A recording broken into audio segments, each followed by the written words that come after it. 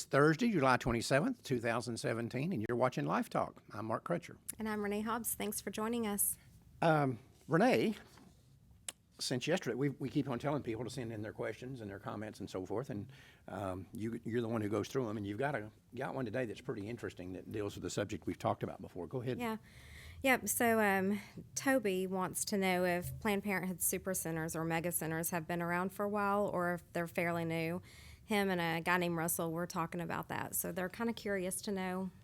Yeah, and I know what he's talking about is these big places like down in Houston. Oh, yeah. And there's one in Oregon, I think, and Washington. They spread these big, gigantic, huge centers around the country. Right. And I deal with this subject in my book Siege. It's out right now.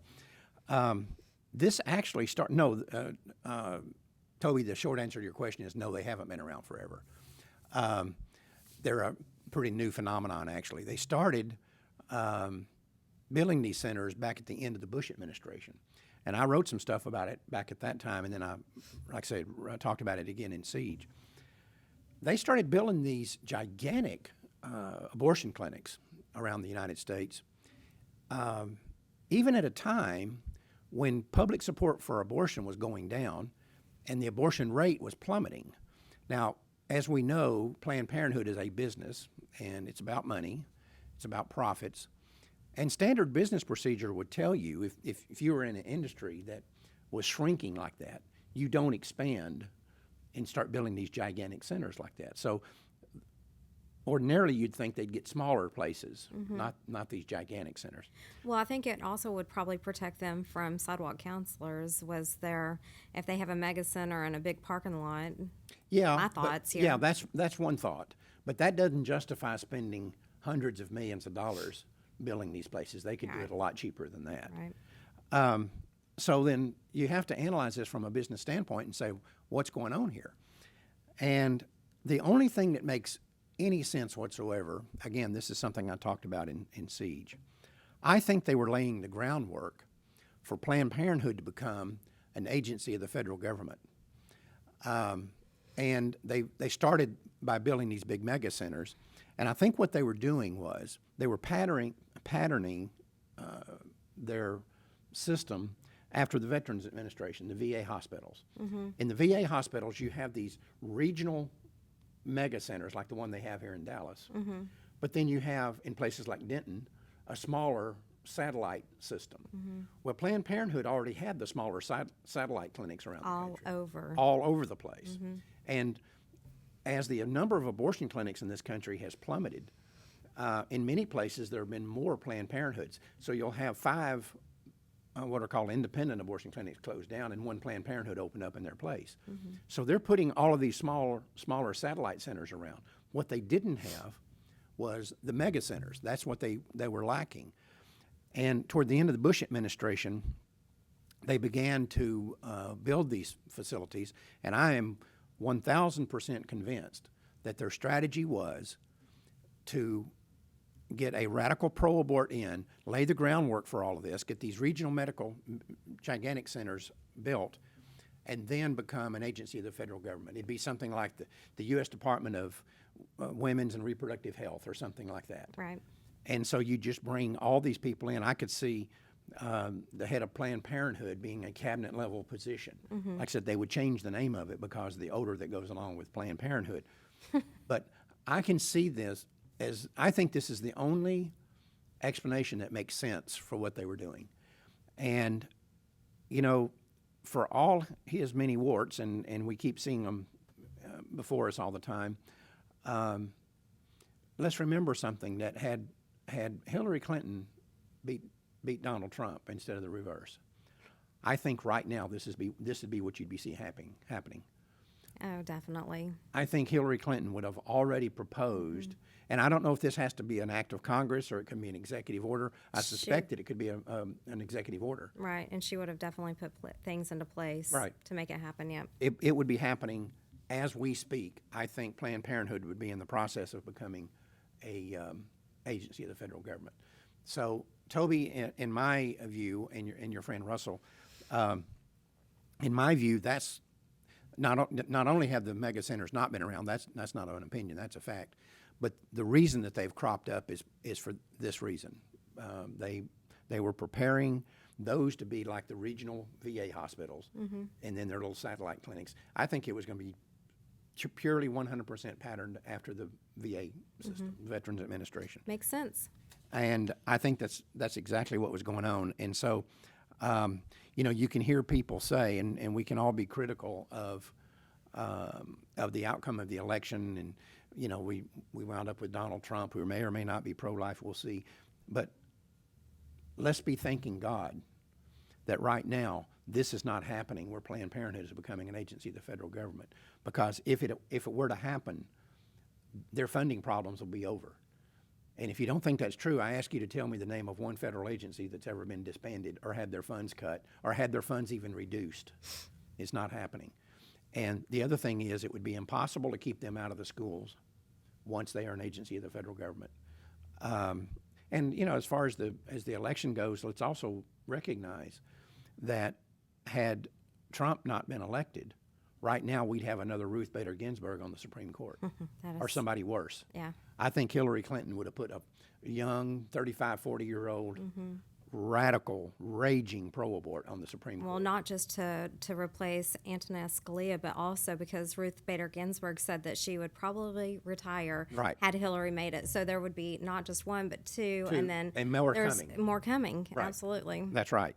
So let's don't throw the baby out with the bathwater here, so to speak, in our support for Trump. He was not my first choice. He wasn't your first choice, but he was the choice. But when November rolled around, he was the only choice. This country could not have stood a President Hillary Clinton. Just the thought of it is pretty mind-numbing to me. But anyway, I hope that helps you out, Toby and Russell, with the information about the super centers. In a minute, we're going to be talking about Charlie Gard's situation and tying him to another situation that happened several years ago with a young lady named Rosa Rodriguez. In the meantime, we've got a short message for you, and we'll be right back.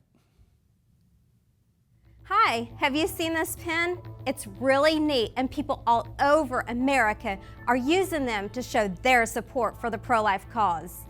They're available from Life Dynamics for $5, but because you're a Life Talk viewer, I'm going to make you an offer you can't resist. If you don't already have one of these pens, go to lifedynamics.com/prolifepen. Then when you check out, use the promo code at the bottom of the screen and I'll send you one of these pens as my gift. I'll even pay the postage. If you prefer, you can also order by phone at area code 940-380-8800. Now you can't beat that price, right? So order yours today and make sure all of your pro-life friends get one for themselves. Again, go to lifedynamics.com/prolifepen and use a promo code below or call 940-380-8800. We're back. Order your pen. Huh? Order your pen. Order your pen. That's correct. Listen to Renee. Order your pen. She'll be mad if you don't. Believe me, you don't want to get her mad at you. She's been mad at me. She's mad at me, 2 or 3 times a day sometimes. You and my wife and everybody else. Everybody in the office. Everybody in the office is mad at some point. I don't feel like I'm doing my job if I don't make y'all mad every day. At some point, huh? Right. Yeah. Anyway, we've been following this situation in England with this little baby named Charlie Gard. And, this is a disgraceful situation. And they've basically given up on him now. Even his parents have accepted that he's doomed. He might not have been had they got him help earlier. Mm-hmm. And the legal system in England murdered this baby just as if they had put a gun to his head and shot him. But anyway, they'll have to answer for that.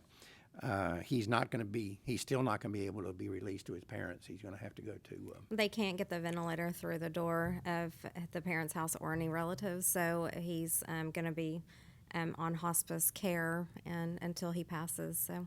And that should be pretty quickly, considering they're not doing anything to help him. Yeah. So this little baby is doomed. As I was watching this story, I was thinking about one that happened many years ago. This was long before you were in the pro-life movement. Mm-hmm.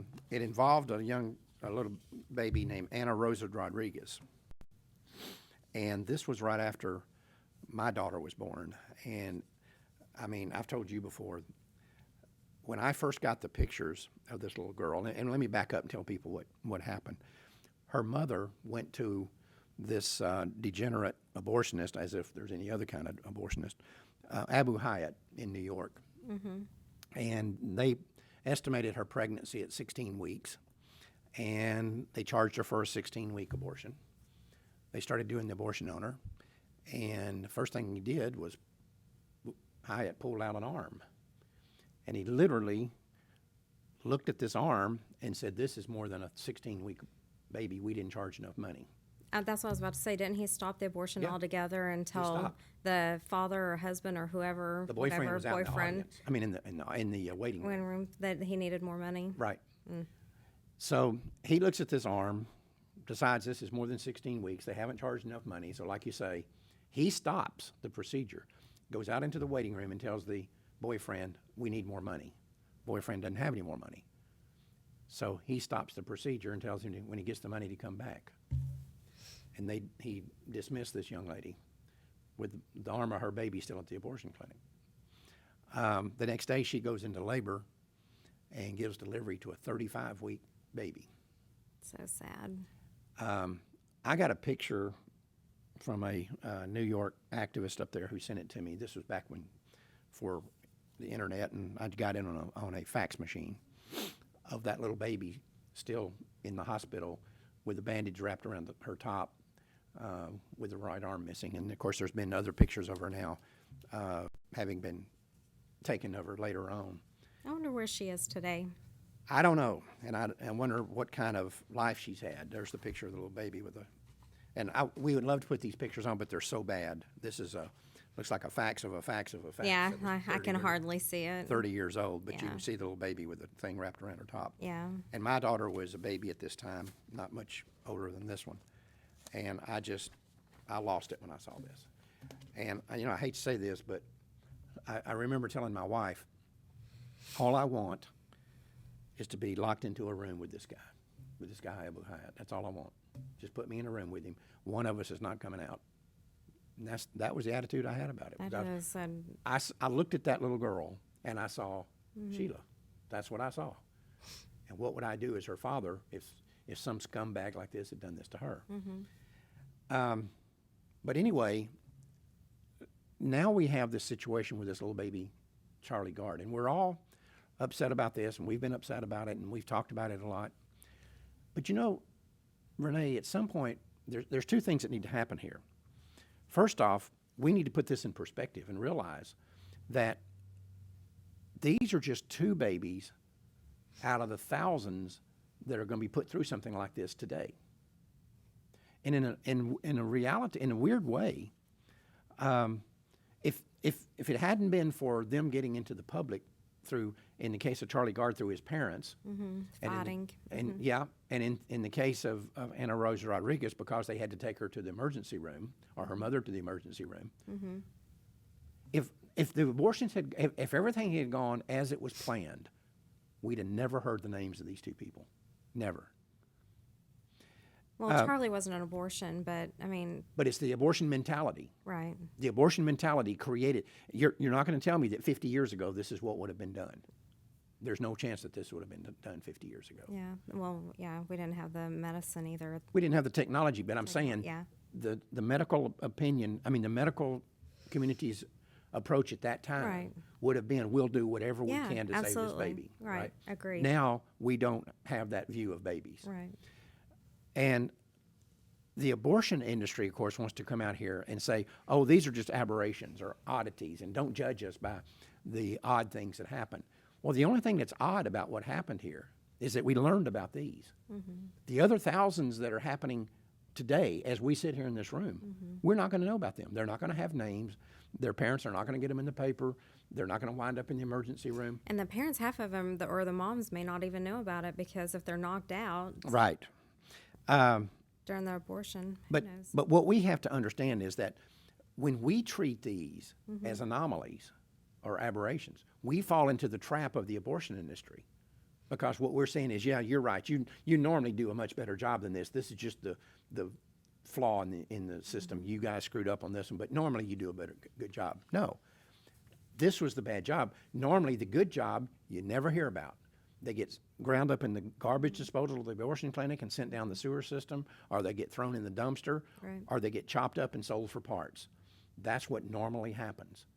And so we got to be very careful here within the pro-life movement that we don't look at Anna Rosa Rodriguez and see her as different than the baby that's being ripped apart right now in Dallas while we're sitting here. Mm-hmm. We can't be looking at those different. They're exactly the same thing.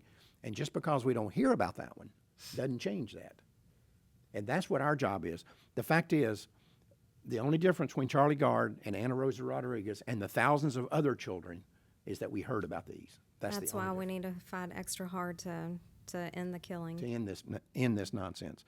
The abortion industry is directly responsible for Anna Rosa Rodriguez, for Charlie Gard, and for the thousands of other babies. And our duty is to make them own it. That's what we have to do. And we don't fall into this trap of getting so wrapped around the axle about these cases because they're visually horrifying, like this case of Anna Rosa Rodriguez, or because they're ongoing, like the case with Charlie Gard, and we see little baby Charlie and we empathize for him. What about the empathy for the thousands of other babies that are going to go through worse than what Charlie's going through today intentionally, and we're never going to hear their names. They're never going to have names. They're going to leave this earth. And, this is one of the, from a strictly spiritual standpoint, this is one of the things that I've talked about really goes to the heart of the horror of abortion. God creates these little babies, and he sends them to earth. And the only contact those babies have with another human being is with the mother who paid some goon to rip them apart and the goon. That's the only contact these babies ever have with another human being on this earth. Sad. And, it's tragic, but again, we should not be, we can get horrified by these things just like I was with this. I personalized this situation with Anna Rosa Rodriguez. But the fact is, she's not any different than the thousands of others whose name we'll never know and never have any knowledge about them other than the fact that they're being ground up in garbage disposals or chopped up for parts right now. That's the reality of it. Yeah, that is. So anyway, this was not a particularly uplifting show. Yesterday, I think our show was very uplifting because we're talking about winning and all the things that are going on All the closings. to make that the closing, abortion mills closing down, all the things that are saving babies. But we still got to recognize that this stuff is continuing to go on, and poor little Charlie is doomed. And it may be that he was going to be doomed because he had this problem all along, but we'll never know that because he wasn't given a chance. And his parents have even said, it's too late now. If he'd have been given treatment earlier when we first started this, then maybe things would have been different, but we'll never know the answer to that. But Yeah. anyway, Sad situation. pretty tragic. Yeah. Anyway, you got anything? No, just continue to send in your questions and comments. We appreciate them. Right. And maybe we'll be able to address them here on the show and talk about them like we did today with the situation with the Planned Parenthood mega centers. Anyway, in the meantime, remember, Life Dynamics is not here to put up a good fight. We're here to win because winning is how this killing will stop. We'll see you tomorrow.